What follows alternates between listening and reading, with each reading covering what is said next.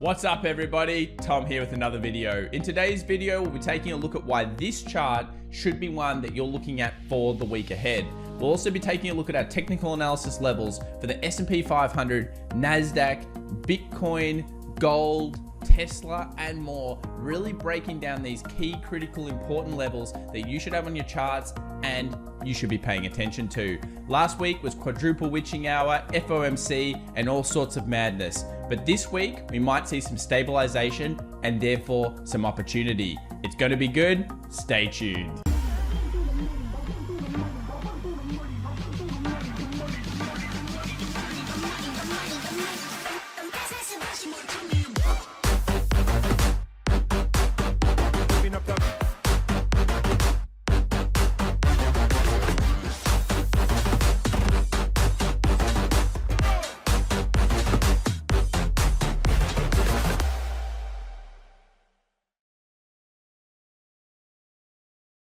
So I'd just like to quickly start this video by giving you, the community, a massive shout out. Our chat has been going wild during our live streams, and that's thanks to you. And we hit 50,000 subscribers last week. It's a massive accomplishment by everybody, and I can't believe we got here so fast. So thanks again, guys. And we'll continue to do these live streams, these daily video updates for as long as you need them. Let's have a look here at the heat map for the S&P 500 to try to get an understanding of what happened at the end of last week. And instantly you're met with reds, greens, dark reds, and all sorts of things everywhere. So I think it's really more about breaking down the actual sectors. What did we have? The Russell, IWM, and the Nasdaq leading for the day. A little bit of decline near the close into the witching hour. However, S&P 500 and Dow Jones were actually the ones down, and they weren't led by tech this time. All of a sudden, it wasn't technology leading the charge. It was real estate and financials. And I've been talking a little bit about how I think when the newspapers, when the media is saying, oh, you should go buy the financials, the value, you know you're getting close to the end. I've always maintained since last year at the close or around that November, October period that it was the time for value being energy and financials. And now about 5 months later, we're getting close to the end of that rotation, and you'll actually see them underperform, I believe, for the next 6 to 12 months, the rest of the market. There might be some little spurts, but overall, I believe they will start to not really perform as well as the other sectors. And we'll go through a deep dive of that during our Monday live session. So make sure to subscribe and come view that one. So let's get stuck right into our technical analysis, and we'll start off with the VIX, or the Volatility Index. Here is the 20 level, and we've been talking about the 20 level for some time, talking about the spikes that generally occurs here.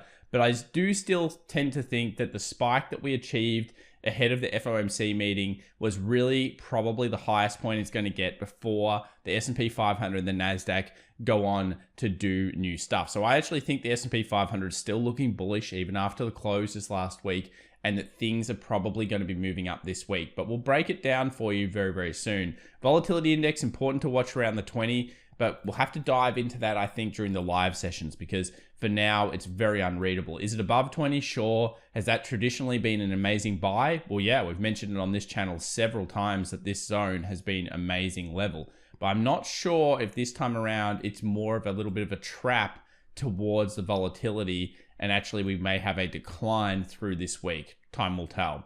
Dollar index is the one that we all should be watching. Let's break down the daily here, because we saw a very interesting event. So you should have this week around 91.35 on your charts, 35-ish around here.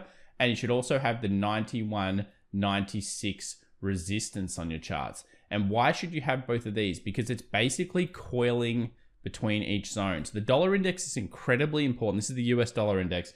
It's incredibly important for us to understand together, so that when it breaks below or above, we understand that could be a risk off or risk on for the stock market indices. It can also make a big difference to your commodity trades, even your crypto trades to a degree. So we're stuck between these two zones. If we break and close a daily above, where do we go for the above one? 92.50 will be the resistance this week. And if we break to the downside, we go back into the chop, and I think we probably go somewhere around here, which is going to be that 90.50, 90.70 area. So there's some big moves on the dollar index, very plausible, but at this stage, it trades within the range. false break on the smaller time frames. It's why it's so important to focus on things like the daily whenever possible in your technical analysis. So what else has everyone spooked in the markets right now, guys? It's got to be these 10-year Treasury bonds. Basically, this Treasury yield is a massive, massive concern for so many people in the markets. And I've talked about this several times, how I don't believe it's a concern at this stage because it's actually happened before. It happened during the GFC. After that, we got a massive misprice and actually an overshoot on the 10-year Treasuries, the 20-year Treasuries, and the 30 years. So I think 1.96, 1.95 is probably where we should stop. And you'll notice why that is. Previous resistances across from November and December in 2019. So does it keep going up? Yes. But more importantly, take a look at this. We're at 1.71. We were at 1.45 when everyone was freaking out. The Nasdaq went down to 12,300 during that time. And at the same time it was hitting 12,300, we've now gone up and the Nasdaq's holding above 12,800 now. So it just shows you that the overreaction at the beginning was wrongly priced. And at this point, I'm not sure if this is the major kind of thing that's really going to cause a correction. I feel like the market wants to go a little bit higher here, and then maybe later on we'll have that corrective period again, as is normal in markets. Usually twice a year, you get decent corrections throughout the sessions. So 1.716, continue to watch this, go down into the 4-hour, check out these 20 moving averages for the week ahead. Look at this, support, support, support. That's the red line here. If it's broken and closed below, then you might see some serious risk on in the markets as the Treasury yields have already started popping down. But if they continue to hover higher for the 1.95, I could see it start put more pressure on the Nasdaq, and possibly we go back down to the 12,300 level. And we'll go through that together in just a few moments. 10-year Treasuries, well worth having on your charts for this week. Now, Bitcoin, Bitcoin, Bitcoin. Everyone's talking about this, and rightfully so. What is going on with Bitcoin right now? Well, it's looking okay. And I say okay because it keeps having little bits of resistances and little bits of support that hold it through. So we broke and closed above this 57.1 area. We closed above, we came back down, and we retested it. We did expect this to be a good buying zone. We also pay a lot of attention to the 4-hour 20 exponential moving average on Bitcoin because it's been historically an amazing pickup zone. And in the last run, it actually was about 10 different entries that you could have got just off the area. So we've had 1 buy up, 2 buy ups, 3 buy ups, 4 buy ups, and we're testing another one during the weekend. If it can't hold here, the problem for Bitcoin is it goes back down here, then it's got to hold that level, then it's going to move back up. And if it closes below this level, then we go back down to the 54. So it's pretty difficult. I think it looks mostly bullish. But yes, we're back here on the weekend. Hopefully it can continue putting test pressure on the 60,000. And when it breaks past this 60,000, I feel like 62,000 is not going to be a problem for it. It's basically coiling with a series of higher lows as it goes up through this range, which should expose higher points. Where you're looking for just under 65,000 to the bull side, and on the bear side, 54 and 52 remain open if it gets through the 57. They're all the critical levels for the week ahead for Bitcoin. It'll go between those ranges when it breaks the key levels. Now, guys, we have not talked about this for a while. This is amazing. XRP is on my chart. That is right. XRP is on my chart. I posted this in the private Discord community during the weekend when I noticed it. And I've been talking for some time about how XRP was looking a little bit more bullish than it has previously been. Now, 50 cents was the level for an alert for me. Previous resistances across the board. We've now had a confirmation close above. You know one thing about XRP though, it does tend to pump and then dump. So you gotta be very, very careful with this pair. I could see now any retest back down to the 50-ish cents being met by some form of support. And then where does XRP go next? Probably movements up to the 55, which it's already done, then movements to the 64-ish area. So there's actually some more room in this if you are bullish on this particular coin. You got to be very, very careful with it though, because technically it might have broken out, but we all know it pumps and then dumps. So it can be very, very fast in terms of the movement. And that's just the nature of crypto anyway. Good luck and interesting zone. Finally hit the alert, and it shows why you should set longer term alerts when you notice a zone or an area. Because guys, what does that help us do? It helps us be more efficient with our time. And obviously we're all time poor. So when doing analysis, you see a good zone, set an alert in your program, and then come back when that alert happens. And then you can maybe get some opportunity. Here is gold. Nice trend line forming on gold here. This previous resistance of 1740 got broken through. It came back, hit the trend line. Keep having this trend line on. I think it's worthwhile. It's been very difficult to watch or very difficult to trade. And that's because the dollar index has been up and down and all around. But gold's resistance will be 1760. If it gets through 1760, 1780, and then 1800. Every $20 is actually a resistance and a support line for this week. Trend line might be worthwhile paying some attention to. But yeah, every $20 increment is very important. And then you can match that with your silver trade if you like doing silvers throughout the sessions as well. I think technically they're going to move in unison at this point. Tesla, guys. Wow. Did you get lucky? Woo! Wow, you got lucky. Massive close here. Back up into the right area. So Tesla was looking bad in the start of the session. I think I left you guys with about 634. It went down a little bit more, almost hit the lows of that spike at 620, was bought off, and I'll move this away. Good news is it came back up and closed with a nice little bit of bullishness. So we zoom in here and we think about what's happening for Tesla this week. I'm bullish on it, but I want to see it continue its momentum on Monday. Where's the resistance? Still 720. So 720 remains your kind of hectic resistance. And for the bears on Tesla, all you really need to do is push it underneath this level and you open the floodgates back down to 550, if not the 500, 450 area. It's really such a critical point for Tesla. It's a make or break this week, and we continue to watch this chart incredibly closely. As I've mentioned before, I think it's kind of in a inverse head and shoulders pattern, but you never know that the confirmation has occurred until it closes above your resistance, which in this case is going to be above 720. If you take the length, then it pushes, actually it proofs into a very important zone. Check this out. This is what I call market proofing, and it's really cool. So market proofs into the highs. That is phenomenal proofing. It's exactly what you want to see from a pattern. I've got this boxed between 800 and 780, and that's because as it goes up, let's say it goes through here this week, closes above, and then goes towards the 780. Somewhere in here, heavy previous support will act as resistance, and you will have a lot of swing traders, day traders, and people with options expiring and closing all their types of positions through this area. And this is why I believe this is going to be a very tough resistance period.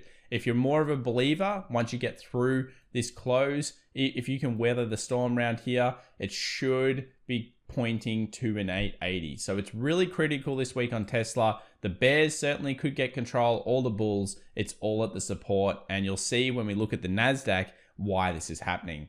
AMC and GME fans, what's going on there? Well, AMC 1358, I think that's nowhere land. There's really nothing much that you can be doing here in terms of finding particular technicals. I feel like it's in an impossible to read situation because we still cannot close above 14. Look for daily closes above 14 to signify the move to the 16. If you go there, let's have a look right now. You'll notice why. Look at this. It cannot hold above 14. Did it gap up? Yes, but then it came down to 14 close. Then we got a 1393 close. So 14 is a barrier of massive amounts of sellers with paper hands, I guess you'd argue. 16 is the target, but you need a closure above here. Now, any closure above here, I believe, exposes 16, and then the next level will be basically 20. So that's the thought theory on AMC. GME, a little bit different. Now, with GME, what you want is you really need bullish sentiment to come through. And it's all about holding the line because sentiment is the most important thing to these types of trades. Notice how we got here 240, 295, 200, and 173. 173 is your most important support this week. You've got the 20 moving average on the daily catching up. You've got 2 wick rejections, which means strong buying there.